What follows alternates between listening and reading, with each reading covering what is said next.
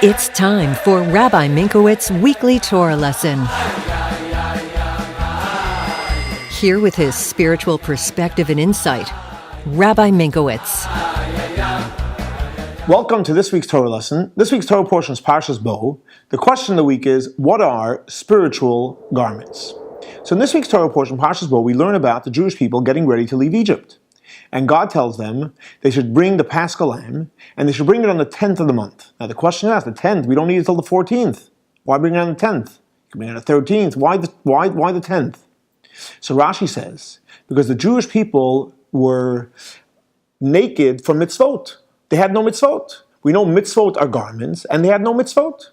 So God told them to bring it on the 10th. But the question is, why the 10th? But we look at it more interesting. Not only did they bring it on the 10th, God wanted them to do two mitzvot. What are the two mitzvot? One is the blood of the Paschal lamb, and the second thing is circumcision. And the question is, why both? If you need two, make it 3, 4. And why isn't one enough? So the Rebbe explains as follows. There's two types of mitzvot, generally speaking. There's the positive commandments and there's the negative commandments. The positive commandments give us positive energy, and the negative keep us away from negative. So God wanted us to have both mitzvot, the positive and the negative. So He picked for the positive circumcision, because that involves blood, so there's a passion with doing positive mitzvot.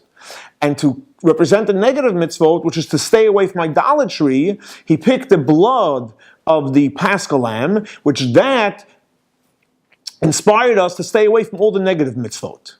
Now, why 4 days before? Because since, as Rashi says, that we were so consumed with idolatry, we had to go through almost like a 4-day marinating process where we were standing strong for 4 days that we are proclaiming the idolatry of Egypt, which unfortunately was many of the Jewish people's idolatry, as we're staying away from idolatry. And we did that for 4 days, and this made us stand strong that we're going with God. So the answer to the question, what are spiritual garments? Spiritual garments are positive mitzvot and negative mitzvot. And when we do positive mitzvot, we create beautiful garments for us.